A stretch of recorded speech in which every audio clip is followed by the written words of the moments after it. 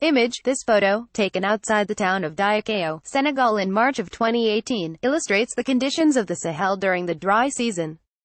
The Sahel is the transition zone that. View more credit, Mamadou Faye, courtesy Wasi Lithia, NOAA CPC. The Sahara Desert has expanded by about 10% since 1920, according to a new study by University of Maryland scientists. The research is the first to assess century-scale changes to the boundaries of the world's largest desert and suggests that other deserts could be expanding as well. The study was published online March 29, 2018, in the Journal of Climate. Deserts are typically defined by low average annual rainfall, usually 100 millimeters, less than 4 inches, of rain per year or less. The researchers analyzed rainfall data recorded throughout Africa from 1920 to 2013 and found that the Sahara, which occupies much of the northern part of the continent, expanded by 10% during this period when looking at annual trends. When the authors looked at seasonal trends over the same time period, the most notable expansion of the Sahara occurred in summer, resulting in a nearly 16% increase in the desert's average seasonal area over the 93-year span covered by the study. Our results are specific to the Sahara, but they likely have implications for the world's other deserts, said Sumit Nigam, a professor of atmospheric and oceanic science at UMD and the senior author of the study.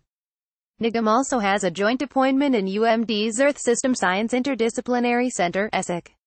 The study results suggest that human-caused climate change, as well as natural climate cycles such as the Atlantic Multi-Decadal Oscillation, AMO, caused the desert's expansion. The geographical pattern of expansion varied from season to season, with the most notable differences occurring along the Sahara's northern and southern boundaries. Deserts generally form in the subtropics because of the Hadley circulation, through which air rises at the equator and descends in the subtropics, Nigam said. Climate change is likely to widen the Hadley circulation, causing northward advance of the subtropical deserts. The southward creep of the Sahara, however, suggests that additional mechanisms are at work as well, including climate cycles such as the AMO. The Sahara is the world's largest warm-weather desert, roughly equal in size to the contiguous United States. The Arctic Basin and the Antarctic continent, which are each about twice as large as the Sahara, also qualify as deserts due to their low rates of precipitation. Like all deserts, the boundaries of the Sahara fluctuate with the seasons, expanding in the dry winter and contracting during the wetter summer. The southern border of the Sahara adjoins the Sahel, the semi-arid transition zone that lies between the Sahara and the fertile savannas further south. The Sahara expands as the Sahel retreats, disrupting the region's fragile grassland ecosystems and human societies. Lake Chad, which sits in the center of this climatologically conflicted transition zone, serves as a bellwether for changing conditions in the Sahel. The Chad Basin falls in the region where the Sahara has crept southward. And the lake is drying out, Nigam explained. It's a very visible footprint of reduced rainfall not just locally, but across the whole region. It's an integrator of declining water arrivals in the expansive Chad Basin. A number of well-known climate cycles can affect rainfall in the Sahara and the Sahel.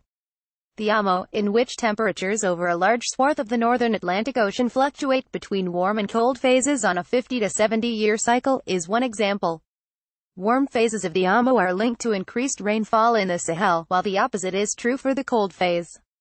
For example, the notable drying of the Sahel from the 1950s to the 1980s has been attributed to one such cold phase.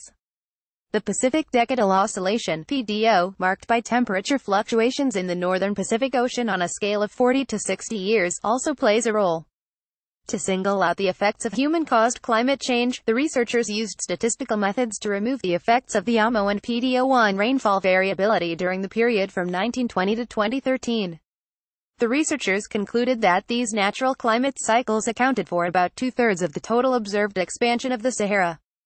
The remaining one-third can be attributed to climate change, but the authors note that longer climate records that extend across several climate cycles are needed to reach more definitive conclusions. Many previous studies have documented trends in rainfall in the Sahara and Sahel. But our paper is unique, in that we use these trends to infer changes in the desert expanse on the century timescale, said Natalie Thomas, a graduate student in atmospheric and oceanic science at UMD and lead author of the research paper. The study's results have far-reaching implications for the future of the Sahara, as well as other subtropical deserts around the world. As the world's population continues to grow, a reduction in arable land with adequate rainfall to support crops could have devastating consequences. The trends in Africa of hot summers getting hotter and rainy seasons drying out are linked with factors that include increasing greenhouse gases and aerosols in the atmosphere, said Ming Kai, a program director in the National Science Foundation's Division of Atmospheric and Geospace Sciences, which funded the research. These trends also have a devastating effect on the lives of African people, who depend on agriculture-based economies. Thomas and Nigam are focused on learning more about the drivers behind desert expansion in the Sahara and beyond. With this study, our priority was to document the long-term trends in rainfall and temperature in the Sahara. Our next step will be to look at what is driving these trends for the Sahara and elsewhere, Thomas explained. We have already started looking at seasonal temperature trends over North America, for example. Here, winters are getting warmer but summers are about the same.